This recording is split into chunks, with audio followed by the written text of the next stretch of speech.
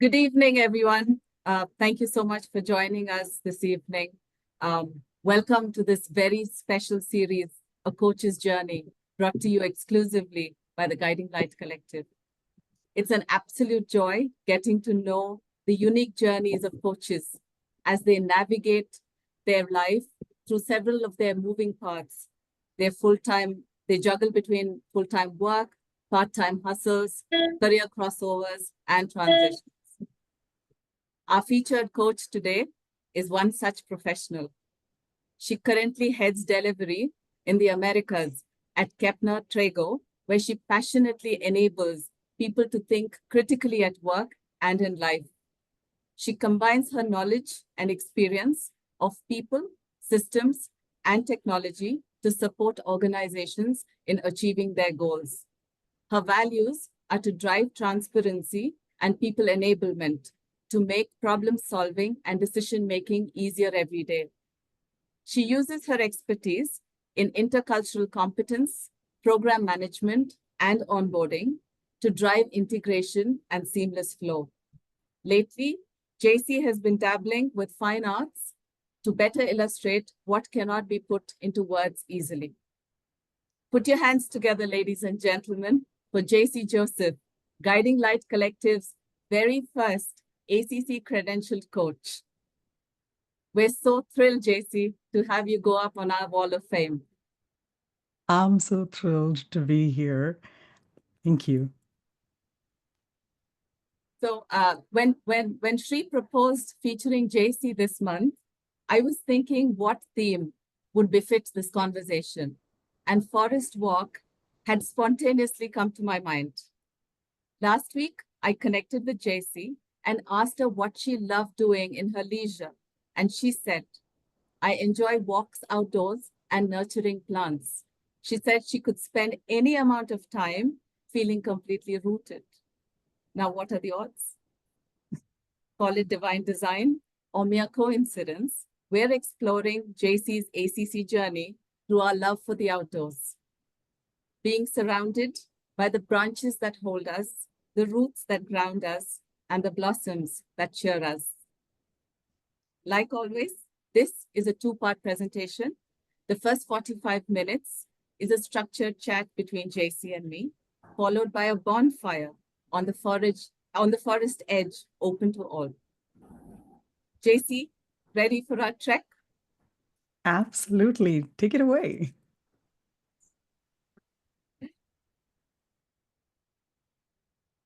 Okay. So what got you exploring this forest, Jaicy? So it's a lot of different things. I met Shri when I was in the Culture and Communication program at Microsoft. And at the time, I worked very closely with professionals within Microsoft in understanding how coaching could influence the work that they did with customers.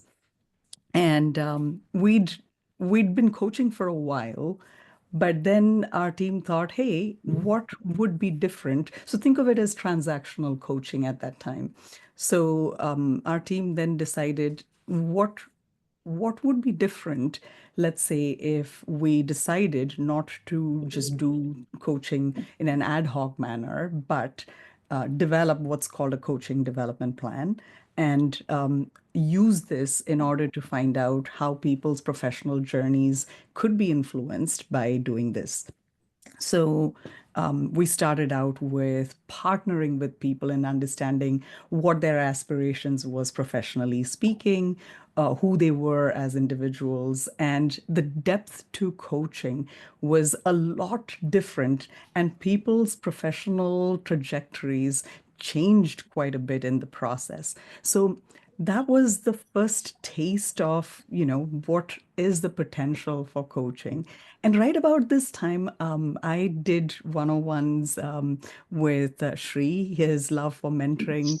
Uh, you all know that. So so when I walked into his cabin one day, out of the corner of my eye, I see the newly minted ICF certification.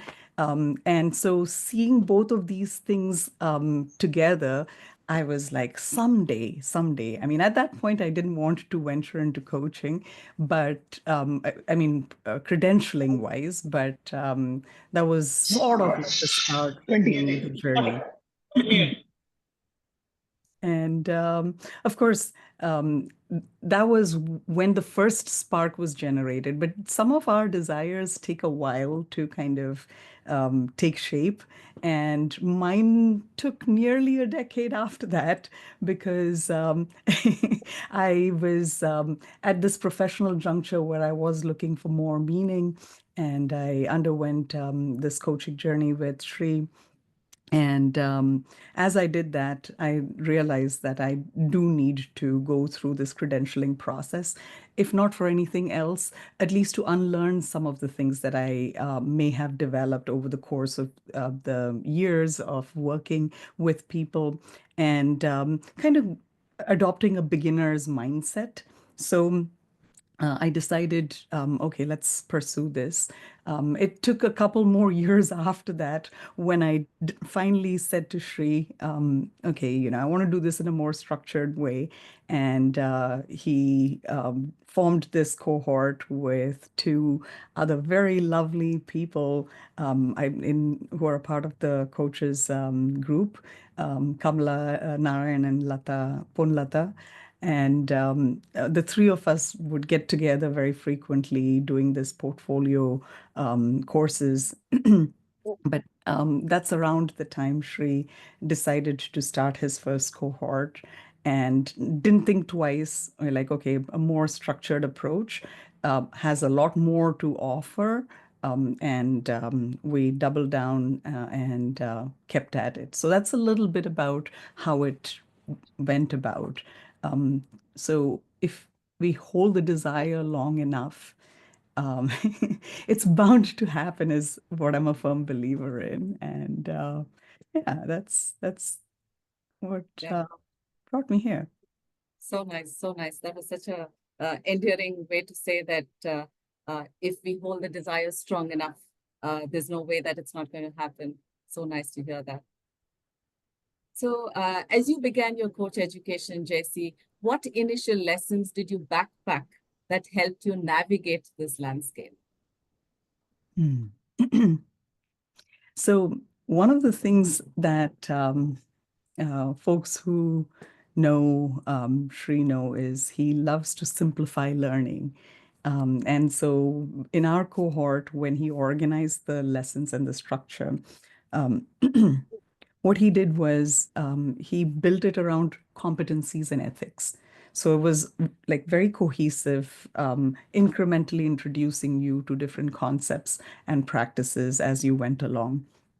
And at the end of each session, there'd be like stuff to read, videos to watch, and things of that sort. One video sticks out for me, which was a Timothy Galway one. For those of you who have come across the work, um, and it was after Shri had talked about the self one and self two concepts. And watching this video of him coaching players with tennis, where they were blindfolded and they only focused on technique, um, not allowing distractions to get the better of them. um, I realized that, sometimes I go at things in a very yang way, you know, like, oh, I want to do this. I want to get the technique. I want to do this, follow these questions, follow the structure. And it was very cerebral for the most part. And you can imagine for a professional like me, where being cerebral and being analytical is applauded. That's what you're applauded for, or what you're recognized for, is what you'd go after. But noticing that the self too kind of allows you to go further, and trusting the process takes you further along, i- is is what made me think, you know, head isn't the only way to go. There is more to it than meets the eye, and there is a certain depth to it in partnering with the coachee. So there are like tidbits like this when we were exposed to different videos and things that were recommended in each session. So walking away from it and then getting a chance to practice with your cohort is a very powerful experience because that's like a place where there's no boundaries, no limits as to what you can try because the other person's willing to experiment with you. So doing that allowed me to move a little bit away from my head space to my heart space. Helped me move a little bit away from controlling the outcomes to I noticed some of you talked about, when you say forest, uncertainty or not knowing what will lie in ahead. That was what I got out of going through these lessons in a systematic manner. Not engaging with those lessons at a superficial level, but going deeper, discovering more, and more importantly, trusting your cohort to experiment with you. It was quite the experience. There were 7 of us in the cohort. We had a blast. And with different coaches coming in and out at different points in time, allowing for more diversity and more learning. And so if there's one thing I learned is don't just go into something to take away some tips and tricks, but fully immerse in it. And that's what will get you the most value because then it becomes a gift that keeps on giving. Yeah, yeah. It's an interesting thing that you say that a safe space allows you to become vulnerable, and that's when you can really immerse yourself deep and go into the depths of yourself. So important, and I'm happy that the cohort was able to do that for you and to move from the cerebral to the heart space, and that's where the magic really is. Yeah. So a forest walk like this requires awareness of our surroundings. How did you sharpen your ability to stay present and aware of clients' needs during your coaching session? Hmm. I'm sure anyone who's ever coached knows this, that no two coaching sessions are ever the same. You go into one and it's like phenomenal. And you think to yourself, wow, what was that? What made it happen? And then there are other days when you go into it and you're like, you walk away wanting more, thinking what was different, and it just makes you wonder. And I had those experiences just like everybody else. And what I discovered was that within people you coach, the more you know the person, their context, where they're coming from, what are their values, the more you were able to achieve in the coaching session. So, part of my self one kicked in and said, okay, so the recipe is learn more and, learn everything you can about everybody. Um, and as you can imagine, that's sort of like a fool's errand because you cannot ever know everything there is to know about a person. There's so much that they know, so much that they themselves don't know. There are so many things that they may not want to share. There may be places that they're scared to go. Um, there may be special experiences that they want to keep to themselves and not really share with anybody else. So when I discovered all of this, the greed for information was replaced with curiosity about what is really going on in your world without the pressure of wanting to know that for myself. And I think that brought about quite a shift because Um, and even personally, I think the coach's journey altered my personal life in many, many ways. So rather than trying to solve the problems for people around me, which I was very proud of doing because I was like, I'm going to fix this for you. uh, it shifted to, I know you can handle this. There's that certain quality of helping, which is not by trying to solve their problems for them, but noticing just how amazing they are as individuals and what are the most creative ways in which they solve things for themselves. So that was a big discovery for me through this journey, which I kind of treasure even now. And I have to remind myself to treasure that because sometimes, the self-one rears its ugly head and it's like, yeah, take the reins. And then you're like, maybe not. Yeah, yeah, yeah. A big shift from fixing to allowing and Hmm. trusting their own inner resources. Yeah, nice.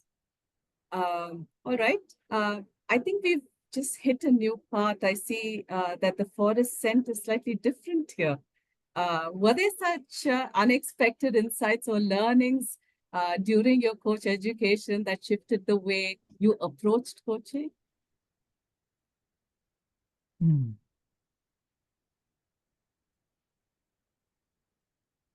That's So here's one thing I would say that when I was doing my coach education, um, I sometimes felt challenged. I'm like, why is this not happening at the rate at which I want it to happen? And I'm sure we've all had those experiences. Um, I did undertake a little bit of inner work in a couple of different areas because I knew that everything cannot just be addressed by knowledge based on what I've shared so far. So I did this um, um, family constellation work with a coach, and it shifted things in me. I hadn't really shared much about it with the cohort I was practicing with. Um, but one fine day when we were doing one of our regular practices, and I think it was after a long Diwali break that we had met, and uh, one of my I should instead of saying cohort mates, I should say friends now because that's how the journey changes relationships. So I joined the call, and she's like, "Your face looks different." Um, and I was like, "What do you mean?" She's like, "No, something shifted in there. Something's eased. There's the stiffness that used to be there is like gone away." And I was like, "What?" Um, and um, and then she's like, "What have you been doing?" And the only thing that had shifted between when we had met before the holidays and after the holidays was some of the inner work that I had been doing and some of the discoveries I'd been making and some of the integration prompts that I'd been thinking through, mulling over. And I realized that, when you make certain shifts in certain areas, the places where the results of it appear um, is not just the places that you had anticipated shifts would happen. I pursued the inner work because I wanted to incorporate certain ways of curiosity, not just in coaching interactions, but outside of that as well. I think during one of the master classes she had scheduled, someone said, "You don't just imbibe these principles for coaching." This inner work that I pursued was because of some frustrations that I was experiencing, and working through those shifted things in the coaching space. It shifted things in, of course, the areas that I'd wanted to, and it shifted things in the way I approached work in general. If I look at my professional trajectory over the same period that I went through coaching, becoming a coach, it moved very differently. So yeah, I think being a coach is one thing. Being a coachee at the same time is just as important because we don't always see everything we need to see. There's limits to what we notice. Yeah, yeah, yeah. I'm glad you touched upon this practice of inner work because as a coach, you're able to serve your client only as deep as uh, the depths that you can go to. And that showing up in all areas of your life uh, is a pertinent observation that I've had myself in my own life. So I'm glad you brought that up, for the sake of our audience, the importance of it and the significance and relevance as coaches for us. Uh, did you just hear a bird? There's a small cry of the bird in the forest. Listening is key to fully experiencing the environment. How did, your 100+ coaching hours develop these deep listening skills? And how did they influence your ability to hear what was being said and unsaid? I know I stacked my questions, but Jaicy has all the inner resources to answer them. Oh my goodness. So when I think about listening, very recently, one of the folks I work with was trying to get out of a city before the hurricane struck. And and he had to think on the fly. And after he went, found like a safe space, he sent this video of Captain Sully, who landed the plane on the Hudson years ago, if you remember. And I was watching this video of Captain Sully after going through all of the trouble of explaining his decisions at the time because it was an act of courage and in saving all those people on that plane. So if you haven't watched the Tom Hanks movie, I think you totally should. But you should also see the real life person talking because he is very inspirational. So there was this one part in the video that I watched where he said, I saw these Canadian geese and flying towards the plane. I heard like a loud thud as they hit the engine. I sensed the vibration. I sensed the engine go off. I smelt burnt wings.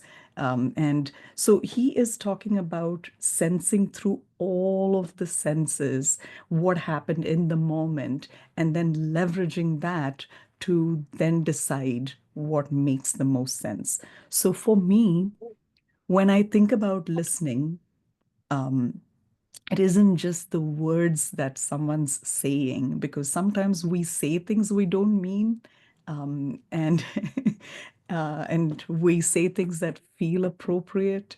We say things that we've been conditioned to say.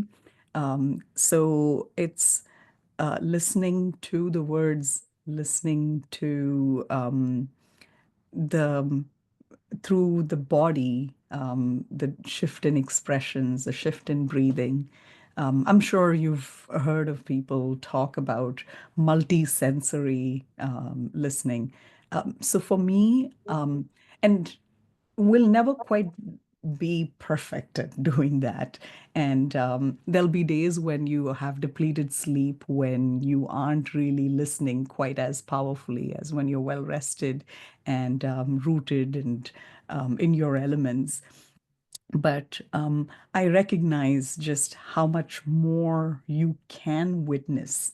And being a coach is a a big part of it is being a witness as we hold space. So I feel like it isn't just about, okay, okay, what's the next thing you want to say? But it's about seeing how this person is rummaging in their thoughts, going to different spaces and times, and interacting with the people that they are interacting with as they're responding to a question you've asked. So that's been my experience of going through this listening journey as I went through the 100 hours of talking to people. Wow. So we all know that a dense forest like this requires a guide to help us find our way. How did your mentor coach act as your forest guide? My mentor coach knows this really well. Um, I mean, let me talk a little bit about my mentor coach, at least the way I saw it, and a little bit about just people in general. When you set out to do something, um, no matter how gung-ho we may be, there are ebbs and flows that we go through. It's undeniable. It happens. Um, um, my mentor Shri noticed, like, he knows enough about people to know when an ebb is, it has to reach a certain point before one can bounce back. So he wasn't pushy at all. But he was pushy where he needed to be. So gloss over a particular question once or something, he'll let it slide. But when that becomes a pattern, he'll crack the whip. And I appreciated that because it allowed you to see if you'll pull yourself out of it or would you need an external nudge to help you along. So I think having a mentor who wasn't um, nagging, so to speak, but observant and nudging you along when needed by understanding who you are as a person mattered a lot. So I think that made a big difference. Because Yeah, otherwise you're like, oh yeah, I get it. I have to do it. I don't need someone yeah, else to tell me, but that wasn't yeah, how it felt at all. yeah. A little bit of tough love can go a long way. Hmm. For sure. Okay. Yeah. Okay, so we've walked quite a bit. Let's find a clearing and we'll take a breath. How did moments of, mentor feedback and reflection help you improve and continue on your coaching journey? Mhm.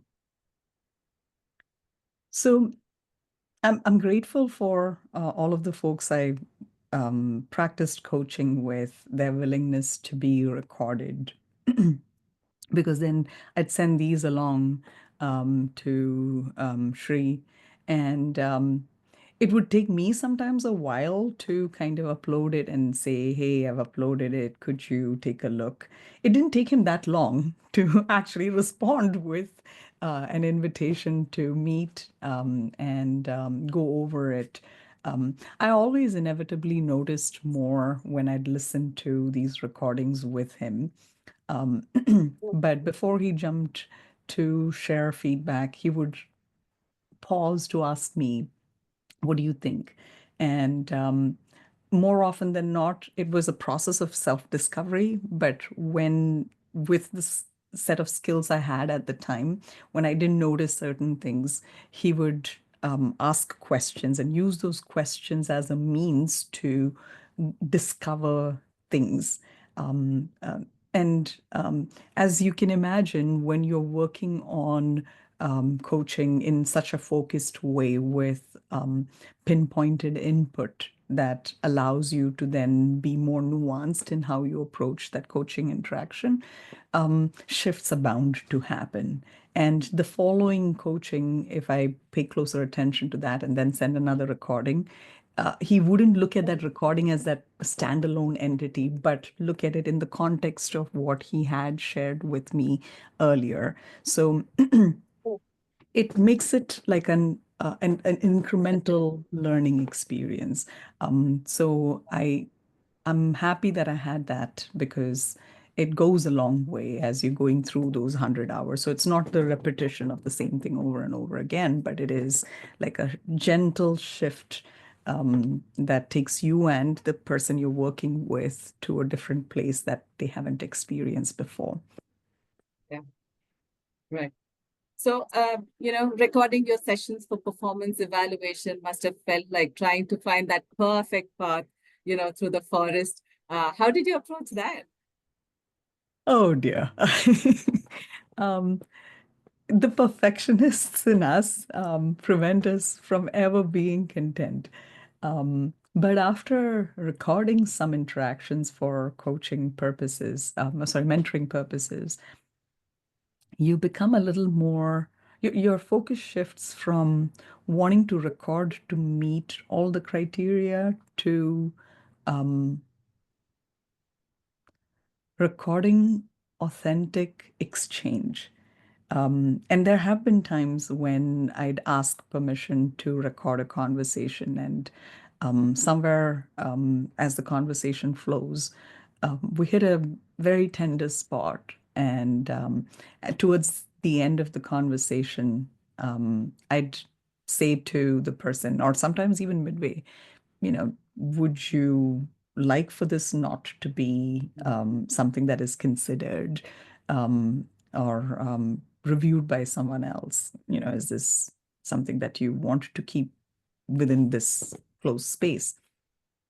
And if they say that, it's okay. Even if it was the best that no one would ever witness but you and your coachee, it's okay because when you try to hit all the um, check boxes, um, the quality of it will not give the satisfaction you're looking for. The true satisfaction only comes when you know you've made a difference. And it's not because your coachee said so, but you can feel it. So I think recording in the beginning was, of course, like it always is, wanting to hit as many competencies as you think an evaluator is going to look for. But when you shift away from that, I think it just clicks. I sent one to Shri, and he's like, Perfect. It will hit all the check boxes. But I wasn't aiming for that by that point in time. So that's what I would say as far as recordings go. Yeah. Okay, so we're almost at the end of our walk, and it's time to assess how well we internalize the forest. How did you prepare for the written exam as the culmination of your entire ACC journey? Oh my gosh. Okay. So different stages of getting your credential can feel different. I think I'd finished my hours um, somewhere between February and March. And I was dreading because I haven't done an exam in a while. Um, I didn't want to even think about it. I'm like, I know the competencies, I know the ethics part of it, but I don't want to prepare in because preparing would mean that I have to do the exam, and doing the exam would mean that I may find out that I'm not okay. So there was this anxiety to schedule myself. Of course, it didn't help that you know things got busy for me, um, and I finally, so here's where it helps being a part of the community because I'd see all these posts of people preparing for exams and doing the exams, and Shri talking about how he's going to have a cohort prepare to do the credentialed exam.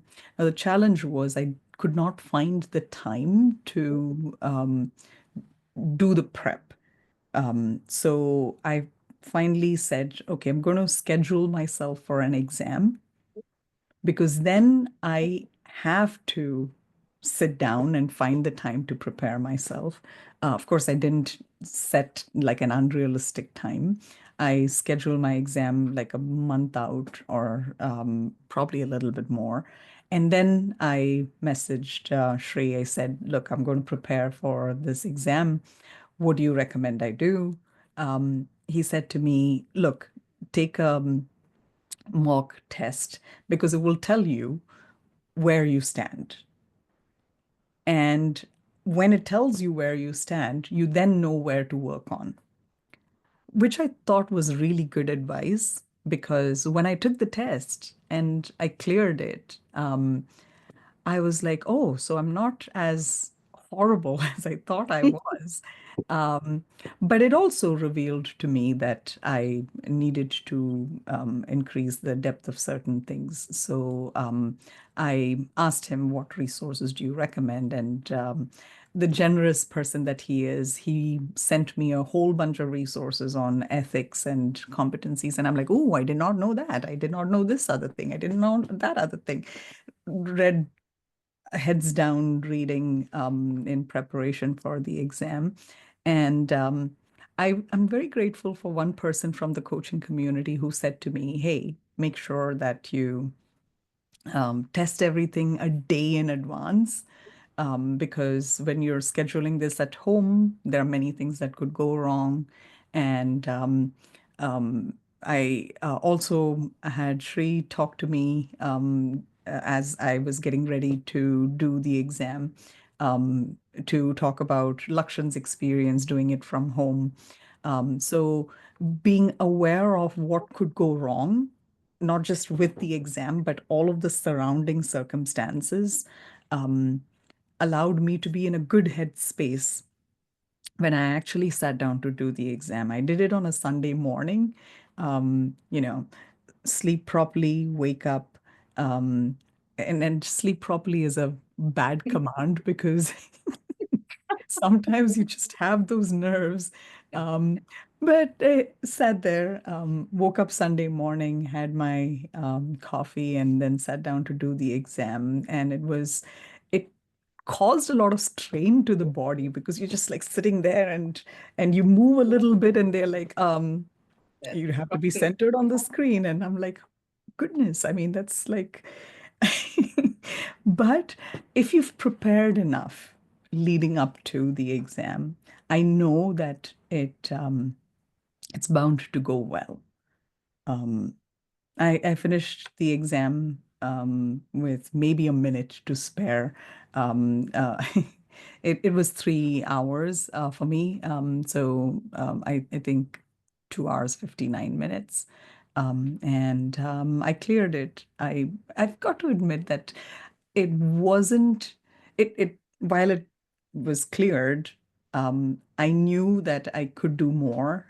So while I cleared it, I think what I also walked away from it is that I need to deepen my understanding in multiple areas, is what I walked away with after that. Okay, so with all that experience shared, the nerves, uh, the forest spirit guide just whispered to me that you're now officially credentialed to guide others through the forest. How does that make you feel? Oh, I've got to say that I, talking like this is not something that I usually would sign up for. It makes me very nervous. The introvert in me is like, ah. um, and also, I know that there's so much more to know. So I would say that I will share whatever I can with whoever I can whenever our times and resources align. Um, but I'm not perfect.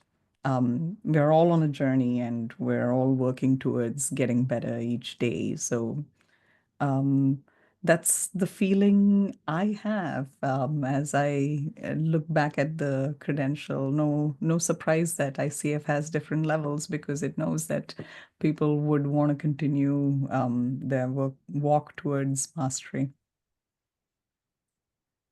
Lovely. Okay, so it's bonfire time now. We've just, in 45 minutes, we've come to the end of our chat, our structured chat. The forest edge is open to all now to indulge in thought exchange and questions for Jaicy. Go ahead.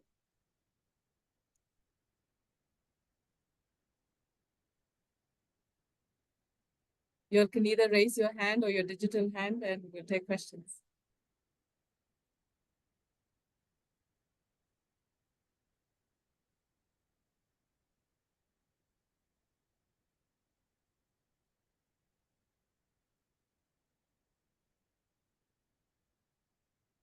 Achin, if you're speaking, you're on mute.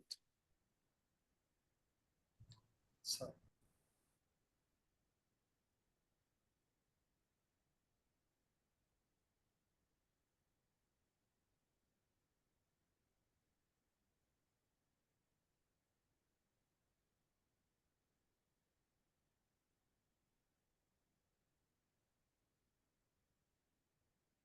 Questions?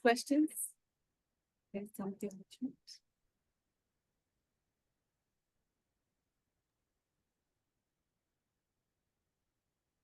I'm trying to find out how many of you here have already completed the credential versus working towards one. Like, are there any ones who are approaching their exam or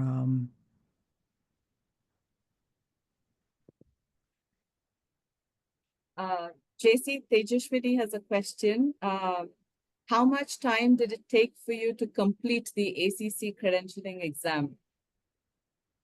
So, the ACC certification. What she's okay.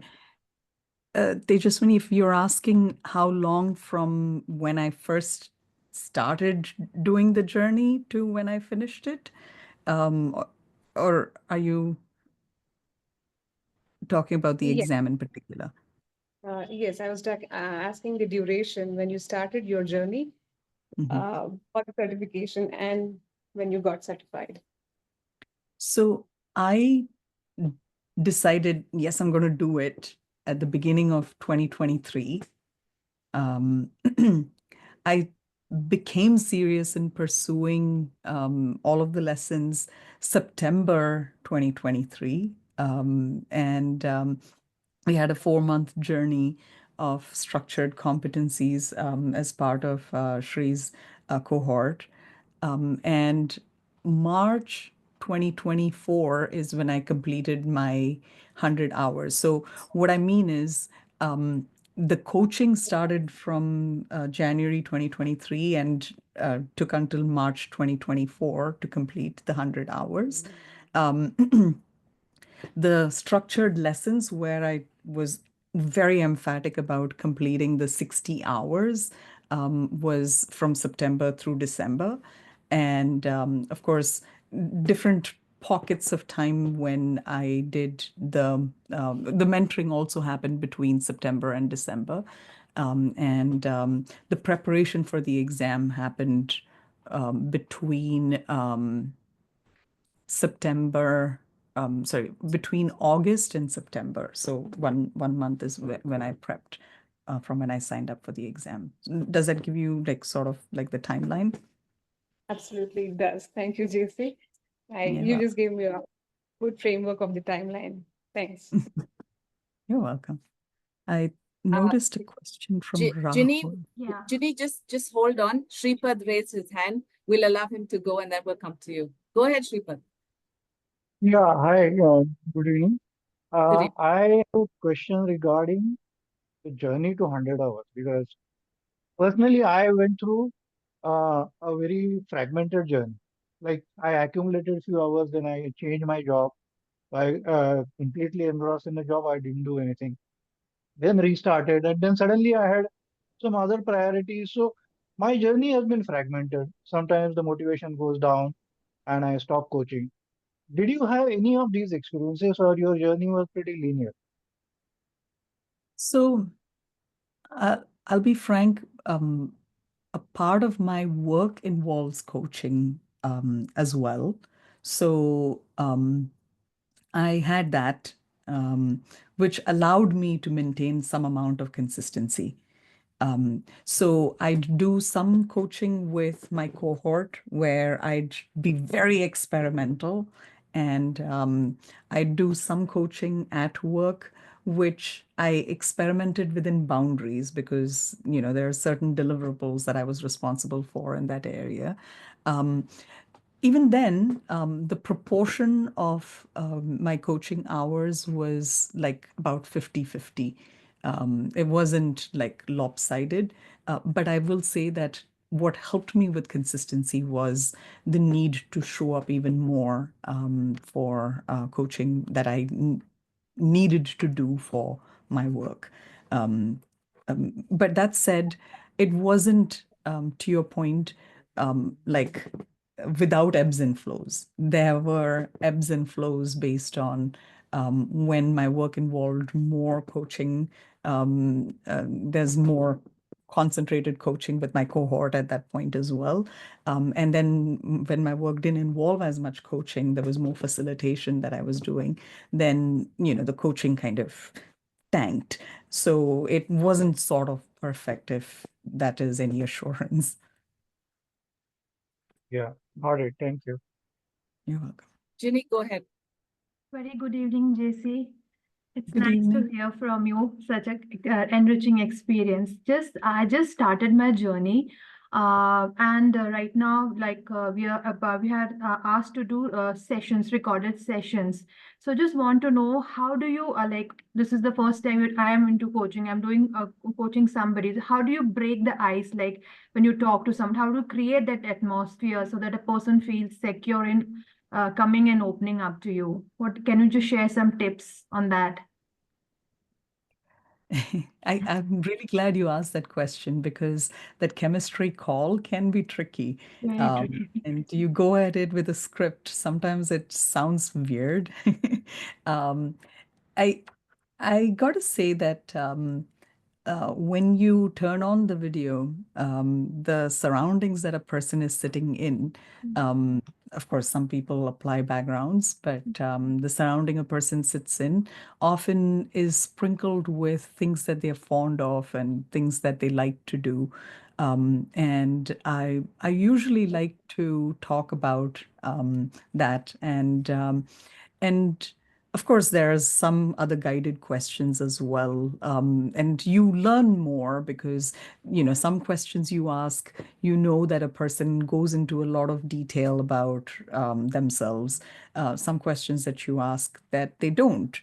So when you're doing that chemistry session, noticing what questions really work for you, um, questions based on the person's environment, questions based on their individual journeys that brought them to coaching are all things that I use in different combinations. And finding out whether the chemistry works for you is also equally important because there's such a thing as sometimes people are very different or have different needs. And when those needs don't meet, just pushing ahead is not probably ideal because then you're both getting aggravated and it's not really ideal. So I think it's important to find out what works and everyone's not for you and you're not for everyone and that's okay. Like we're that way for a reason. There's a coach for everyone and there's a coachee for everyone. Right. Thank you so much. Thank you. Achit, go ahead, Achit. Thanks, JC, for a wonderful conversation, and thank you, Madhu, for conducting it really so well. Really enjoyed the chat. Actually, I read a very interesting book called Forest, the Enchantment. I don't know if you've heard of it. It actually reminded me a lot of that book, Forest, the Enchantment.